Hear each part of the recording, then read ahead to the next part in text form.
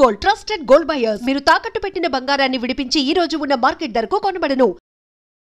నమస్కారం, welcome to I dream.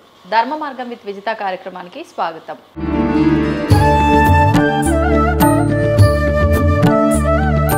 ప్రస్తుతం మనతో పాటు ఉన్నారు ప్రముఖ ఆధ్యాత్మికవేత్త బట్టిప్రోలు విజయలక్ష్మి గారు. ఇప్పుడు అమ్మతో మాట్లాడి ముఖ్యంగా మనిషి పుట్టిన దగ్గర నుంచి మరణించే వరకు కూడా కొన్ని సంస్కారాలు అనేవి పాటిస్తూ ఉంటారు. మామూలుగా మనం అనుకుంటూ ఉంటాం పుట్టిన దగ్గర నుంచి మరణించేంత వరకే అని, కానీ పుట్టడానికి ముందర కూడా కొన్ని సంస్కారాలు ఉంటాయని విన్నాను. అసలు ఏంటి ఈ సంస్కారాలు, ఎప్పుడు ఆచరించాలి, అసలు ఆచరించకపోతే వచ్చే ఇబ్బందులు ఏంటి, ఇవన్నీ ఇప్పుడు అమ్మతో మాట్లాడి తెలుసుకునే ప్రయత్నం చేద్దాం. అమ్మ నమస్కారం. నమస్తే అమ్మ. అమ్మ, మనకున్న షోడశ సంస్కారాల్లో పుట్టక ముందర ఉండే మూడింటి గురించి మనం మాట్లాడుకోవడం జరిగింది, వాటి గురించి వివరణ కూడా ఇవ్వడం జరిగింది ఒక వీడియోలో. మరి మిగతా ఉన్న 13 సంస్కారాలు ఏంటి, అవి ఎప్పటి నుంచి ఎప్పటి వరకు ఆచరించేవి, ఏ రకంగా ఆచరించాలి, అసలు అంటే ప్రతి ఒక్కదానికి ఒక అర్థము, దాని వెనకాల ఒక పరమార్థము అన్నీ ఉంటుంటాయి కదా, వాటి గురించి తెలియజేయండి. ఈ 3 అయిపోయినాక మొదట చెప్పుకున్నటువంటి గర్భధానం, పుంసవనం, సీమంతవనయనం అయిపోయాక తర్వాత చేసే సంస్కారం జాతకర్మ. జాతకర్మ దీనికి పెద్ద పురోహితులను పిలవటం అది ఉండదు. పుట్టంగానే బొడ్డుతాడు కోసి పిల్లని పక్కన పడుకోబెడతాం కదా, పిల్లడు ఎవరో వచ్చినాక చిన్న పాప, దాన్నే జాతకర్మ అంటాం. ఈ కార్యక్రమం సాధారణంగా అక్కడ ఉన్న మంత్రసానే అలవాటుగా చేసేస్తుంది, లేదంటే హాస్పిటల్లో నర్సులో అక్కడ ఉన్నటువంటి హెల్పర్స్ చేస్తారు. ఇది తప్పనిసరిగా చేయాల్సిందే కదా, తెలిసినా తెలియకపోయినా ప్రతి వారికి జరిగేది. అది భారతీయులు కాదా అనే మాట కూడా లేదు దీనికి. అసలు కొన్నిటికి అవి కూడా ఉండవు అనమాట. ఆ భారతీయులా కాదా అన్న సందర్భం కూడా ఉండదు, జరిగిపోతాయి అంతే. అది చాలా వరకు మనం ముందర చెప్పిన 3 సంస్కారాలు కూడా ప్రతి ఒక్కరు ఆచరిస్తారు, ఈ ధర్మం ఆ ధర్మం. మనం ఇక్కడ చేస్తాం కానీ వేరే వాళ్ళందరూ బయట ఇతర ప్రాంతాలు, ఇతర దేశాల్లో, వెస్ట్రన్ కంట్రీస్ కానీ కొన్ని దేశాలలో ఇవన్నీ ఇంత పాటిస్తున్నారని లేవు కదా, కనిపించట్లేదు కదా మనకి. మన భారతదేశంలో చాలా వరకు చాలా మంది పాటిస్తున్నారు. ఈ మధ్యన కొన్ని రకాలైనటువంటి ఈ విధమైన చేసుకోవటం అంటే అందరినీ పిలిచి చేయటం అనేటటువంటి ఆర్భాటాలు ఎక్కువైనాయి. ఎక్కువైపోయి ప్రతి చిన్నదానికి ఒక పెద్ద ఫెస్టివల్ లాగా చేయటం, వీలైనంతగా అంటే డిస్ప్లే ఎక్కువైంది. అది నేను చెప్పటం, డిస్ప్లే ఎక్కువైంది, ఎగ్జిబిషన్ ఎక్కువైంది. దానివల్ల అంత చేయాల్సిన అవసరం అన్నిటికీ ఉండదు. ఈ డిస్ప్లే ఎగ్జిబిషన్ కొన్నిటికి కావాలి, కొన్నిటికి చేయకూడదు. చేయకూడనివి కొన్ని ఉంటాయి, చేసేవి కొన్ని ఉంటాయి. వాటి అవును, పెళ్ళి అనుకోండి, నలుగురిది కావాలి, నలుగురు సాక్ష్యం కావాలి, తప్పనిసరిగా డిస్ప్లే చేయాలి అక్కడ. కొన్నిటికి డిస్ప్లే చేసి తీరాలి, కొన్నిటికి డిస్ప్లే చేయక్కర్లేదు. అలా చేయక్కర్లేని వాటిల్లో ఇందాక మనం మొదట చెప్పుకున్న 3 అంత డిస్ప్లే చేసి అందరికీ చెప్పాల్సిన అవసరం లేదు. లేకపోయినా చేసుకోవచ్చు, కాకపోతే ఆశీర్వదించేటటువంటి పెద్దవాళ్ళు ఉంటే మంచిది కనుక సీమంతానికి మనకి నమ్మకం ఉన్న ఆశీర్వదిస్తారు, వీళ్ళు మంచిగా ఉండాలని పిల్లల్ని అనుకునేటటువంటి వాళ్ళని పిలిచి చేసుకుంటే సరిపోతుంది. దానికి కూడా పెద్ద ఆర్భాటంగా చేయాల్సినటువంటి అవసరం అయితే లేదు. కాకపోతే దాంట్లో చిన్న చిన్న కార్యక్రమాలు బోలెడు కలిపేసుకుని దాన్ని పెద్ద చేసుకుంటున్నాం అంతే. అసలు కార్యక్రమం పాపిడి తీసి బొట్టు పెట్టి ఆశీర్వదించటమే అసలు నిజమైన సీమంతం. అంటే నిజంగా మీరు చెప్పినట్టు ఆ పాపటలో బొట్టు, అది కూడా హస్బెండ్ తోటి. ఇప్పుడు చేస్తున్న సీమంతాలు అయితే ఈ ఆచారం కనిపించట్లే, అవి లేకుండా మిగిలినవన్నీ ఉన్నాయి. అవును, మారిపోతున్నాయి. అందుకనే చాలా మంది విలువలు పడిపోతున్నాయంటే నేను విలువలు పడిపోతున్నాయనే మాట వాడద్దు, మారిపోతున్నాయనే మాట వాడండి అంటున్నా. అంతే అంతే. ఎందుకంటే ఎవరి విలువలు ఎవరికి అనువుగా వాళ్ళు మార్చేసుకుంటున్నారు. అవును, వాటి అర్థం పరమార్థం మారిపోతుంది. అసలు చెప్పాల్సింది ఒకటి, చేయాల్సింది మరొకటి. గాజులు వేస్తారు అప్పుడు. గాజులు వేసుకోవటానికి కార్యక్రమానికి అర్థం ఏంటి? గాజులు ఎప్పుడు నిండుగా చేతికి ఉంటే, ఎంత నిండుగా వీలైతే అంత ఎక్కువ మంది వేస్తారు వచ్చేప్పుడు. అందుకే వేస్తే ఇక్కడ ఉన్నటువంటి నరాలు నొక్కబడి ఆ స్త్రీకి ఎటువంటి ఈ హార్మోనల్ ప్రాబ్లమ్స్ రావు. ప్రతి వారు ఈ రోజుకే ట్రై చేయొచ్చు వాటిని. అంటే నార్మల్ గా కూడా వేయొచ్చు, శుభ్రంగా వేసుకోవచ్చు. హార్మోనల్ ప్రాబ్లమ్స్ రాకుండా ఉండటానికి వేసుకునేటటువంటివి.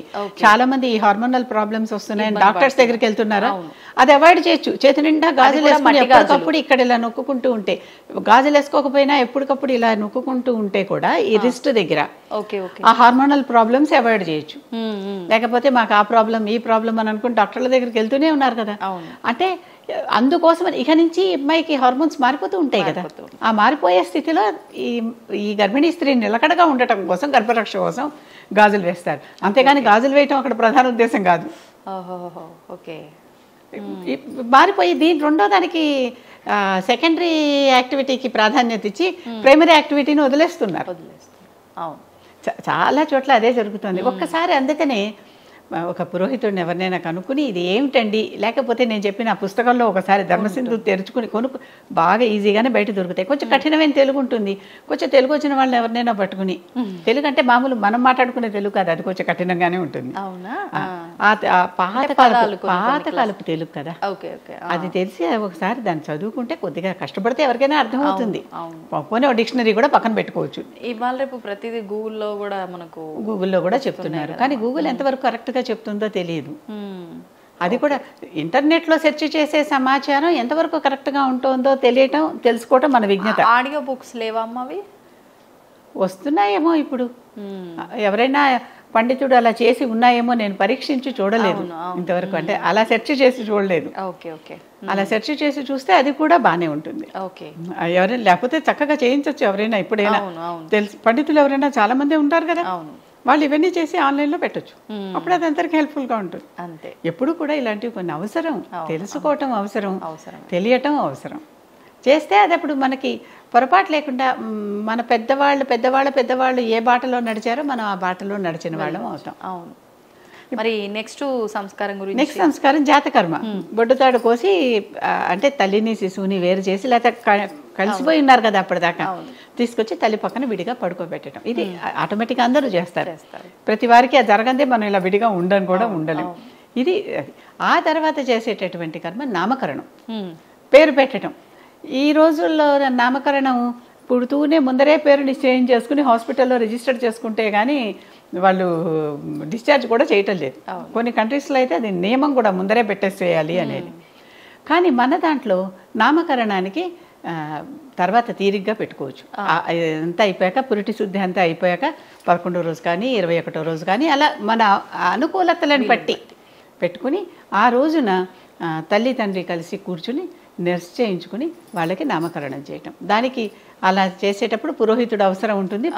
కొన్నిటికి పురోహితుడు అవసరం ఉంది, కొన్నిటికి లేదనుకున్నాం కదా.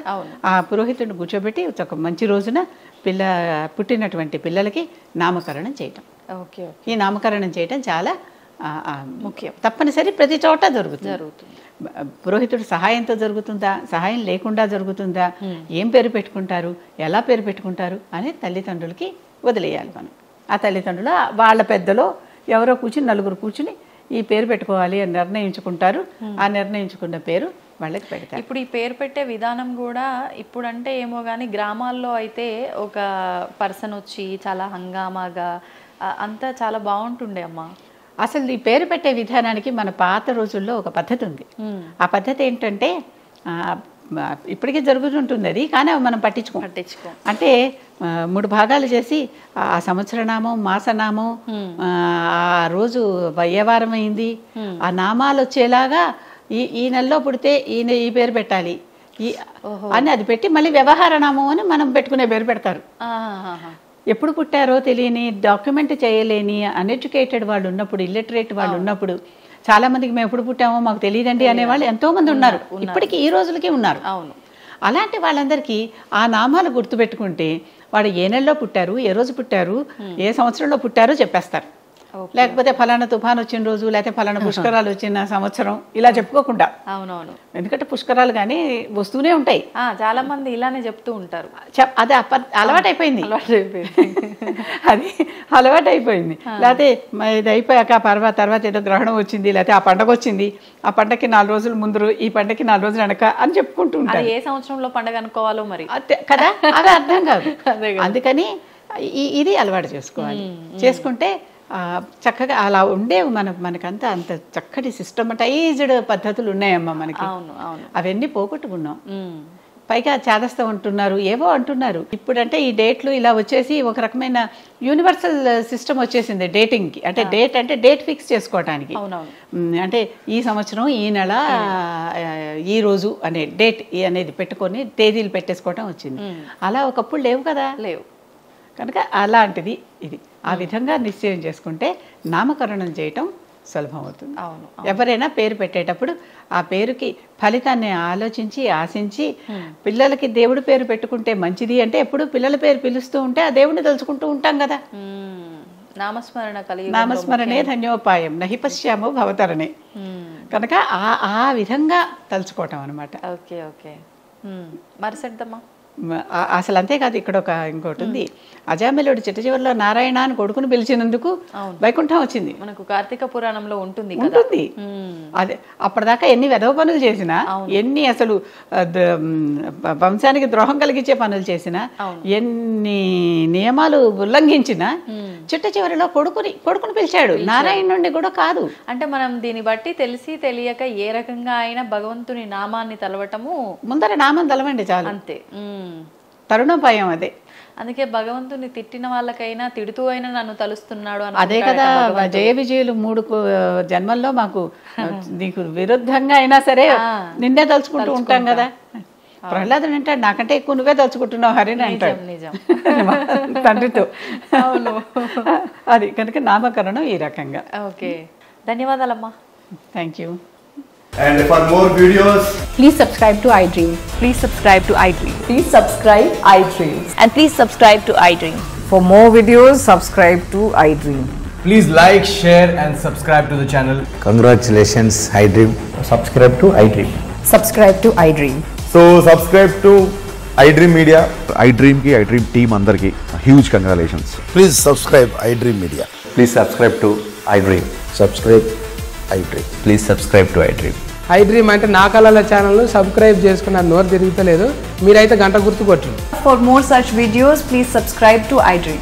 Subscribe to iDream. Please subscribe to iDream. Please subscribe iDream Media. Please do subscribe to iDream. Please subscribe to iDream Media. For best entertainment and information, please subscribe iDream. And don't forget to subscribe to iDream.